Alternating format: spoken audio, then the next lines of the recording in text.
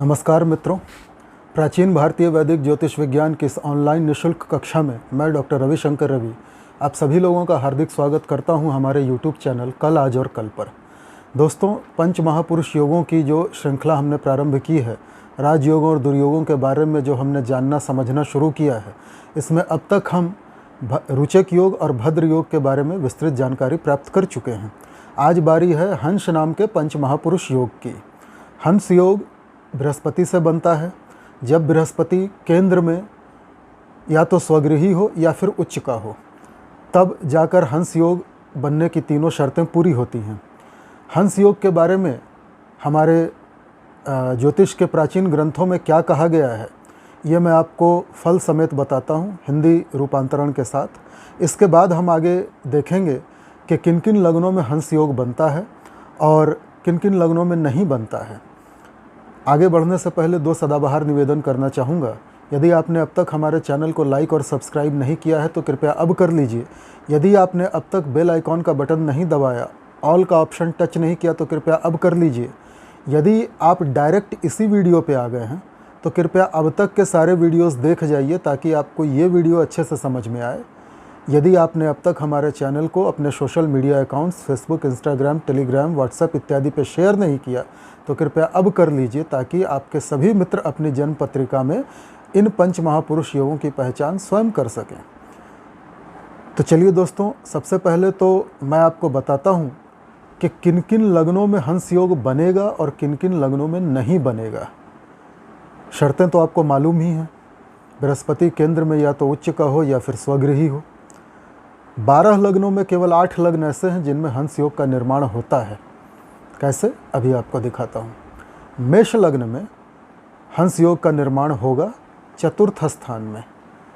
मेष लग्न में, ये मेष लग्न है, चतुर्थ स्थान 1 2 3 4 यहाँ पे आएगी कर्क राशि।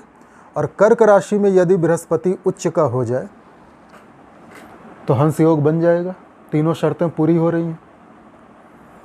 इसी प्रकार वृष लग्न में हंस योग नहीं बनता, मिथुन लग्न में बनता है। मिथुन लग्न में हंस योग सप्तम और दशम में बनेगा।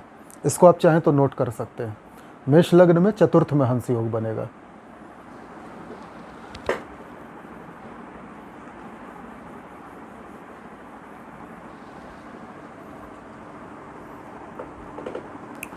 मिथुन लग्न में सप्तम और दशम स्थान में 3 4 5 6 7 8 9 सप्तम में धनु राशि आएगी। यदि यहाँ बृहस्पति स्वगृही हो जाए तो तीनों शर्तें पूरी हो जा रही हैं।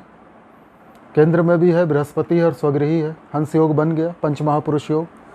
दशम में भी बनेगा, 10 11 12 बृहस्पति की खुद की राशि मीन राशि आएगी और यहाँ यदि बृहस्पति बैठ जाए, हंस योग बन गया। इसको भी नोट कर लीजिए।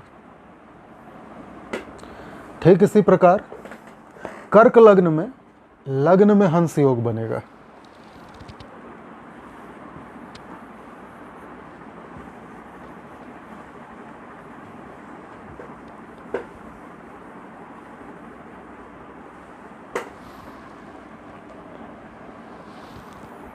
कर्क लग्न में यदि बृहस्पति यहाँ बैठ जाए, लग्न में हंस योग बन जाएगा। केवल यही एक स्थिति है कर्क लग्न में जहाँ हंस योग बनेगा। सिंह लग्न में हंस योग नहीं बनता। फिर कन्या लग्न में बनेगा। कहाँ कहाँ बनेगा देखिए।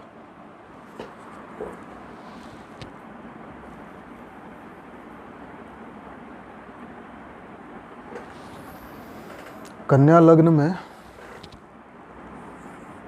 चतुर्थ और सप्तम में बनेगा। कैसे, 6 7 8 9 चतुर्थ में आएगी धनु राशि, यहाँ बृहस्पति बैठेगा, स्वगृही हो गया, हंस योग बन गया।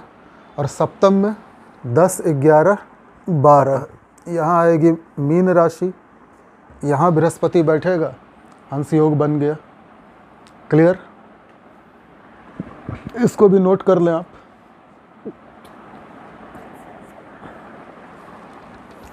इसके बाद तुला लग्न।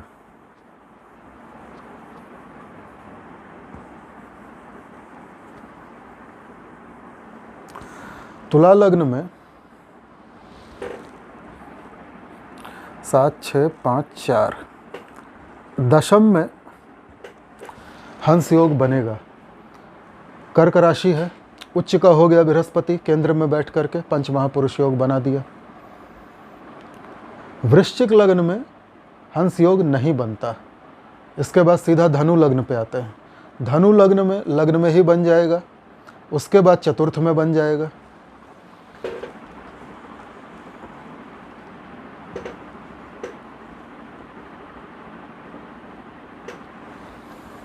लग्न धनु है, बृहस्पति यहाँ बैठेगा स्वगृही हो करके, पंच महापुरुष योग बन गया। अब चतुर्थ में मीन राशि आ जाएगी, 9 10 11 12, यहाँ मीन राशि आएगी, बृहस्पति यहाँ बैठेगा, पंच महापुरुष योग बन गया। क्लियर। इसके बाद मकर लग्न में हंस योग बनेगा।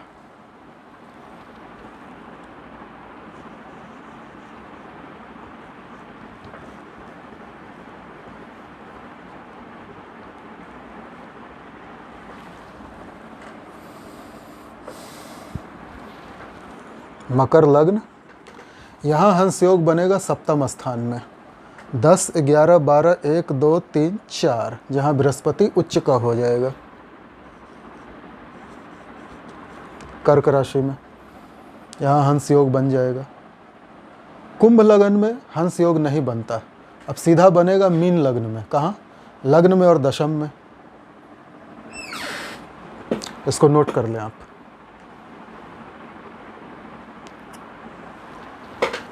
कुंभ में नहीं बनेगा, मीन में बनेगा,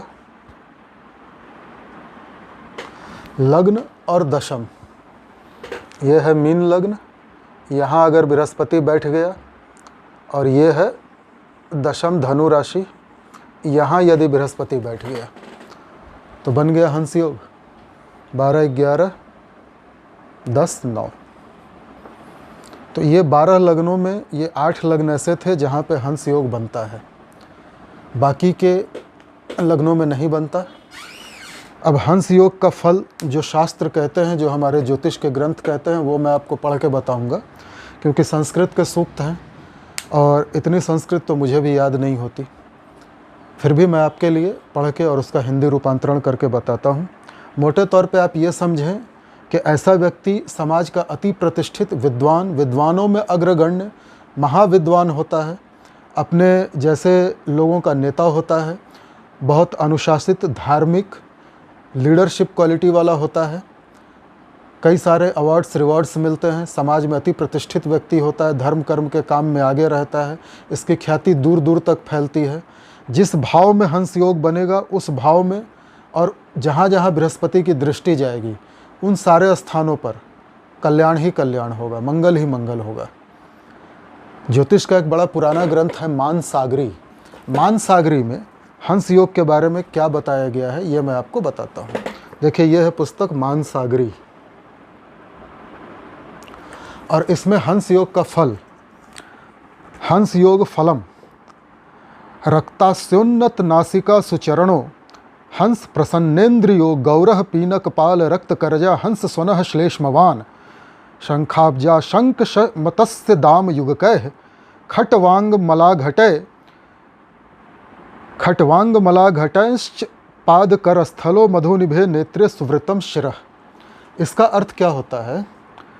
हंस योग में जिसका जन्म हो उसका मुख अरुण, ऊंची नासिका मतलब नाक ऊंची होगी, सुंदर पांव होंगे, हंस समान शरीर होगा, गौर वर्ण होगा, गोरा होगा, पुष्ट कपोल होंगे, कपोल मतलब माथा, भरा भरा माथा होगा, लाल नख होंगे मतलब शरीर में अच्छे लक्षण होंगे, हंस समान शब्द करेगा, अच्छी बोली बोलेगा, श्लेष्म प्रकृति, शंख, कमल, अंकुश, मछली, खटवांग, माला, घट आदि चिन्ह उसके शरीर पे होंगे जो शुभ चिन्ह माने जाते हैं।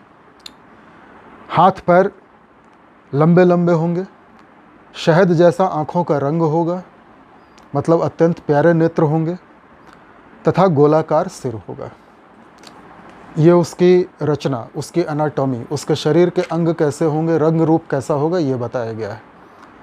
अब अगला श्लोक आता है, जलाशय प्रीतिरतीव कामी न याति तृप्तम वनितासु नूनम उच्च षडाष्टंगलमान युक्तो देहस्थास्यायुरिहास्ति षष्ठी।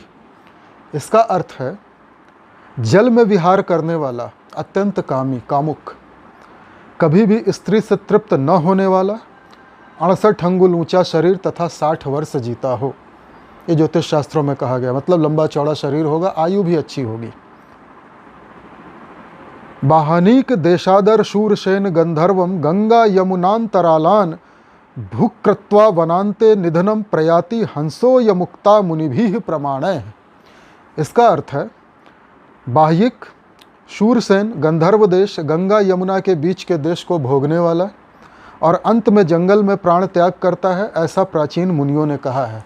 अर्थात संन्यास आश्रम ले करके किसी बढ़िया ऋषि मुनि की तरह किसी अच्छी कुटी में, किसी अच्छे धर्म स्थल पर अपने प्राणों का त्याग करता है और परम गति को प्राप्त करता है। चूँकि हंस योग वाला व्यक्ति विद्वान होता है तो उसकी विद्वता ऐसी होती है, उसको जीवन मरण के अंतर का पता होता है, उसको परम गति का पता होता है, मोक्ष का पता होता है। ऐसा व्यक्ति धार्मिक स्थलों की यात्राएं करता है, धर्म स्थानों में दान देता है, धर्म स्थानों का निर्माण करवाता है, मंदिरों में पूजा पाठ भजन कीर्तन में बढ़ा चढ़ा रहता है और जीवन और मृत्यु का सत्य उसको पता होता है। तो आमतौर पर ऐसे व्यक्ति की मृत्यु अच्छे से होती है, किसी धर्म स्थान में होती है और वो परम गति को प्राप्त करता है। तो यह थी हंस योग के बारे में पूर्ण जानकारी। दोस्तों, पितृपक्ष प्रारंभ हो गया है, श्राद्ध पक्ष भी जिसको कहते हैं। अगला वीडियो मैं पितृपक्ष के ऊपर ही बनाने वाला हूँ। वीडियो थोड़ा लंबा होगा पर पितृपक्ष के विषय में पूरी जानकारी दूंगा। हमारी जन्म कुंडली में पितृदोष कैसे कैसे बनता है, क्या क्या योग हैं, कौन से ग्रह हैं जो पितृदोष का निर्माण करते हैं, ये भी बताऊंगा। चूँकि हम राजयोगों और दुर्योगों, दोषों की श्रृंखला ही चला रहे हैं, तो पहले मैं पितृदोष के बारे में बताऊंगा, तत्पश्चात मालव्य योग और शश योग पर आएंगे। नमस्कार।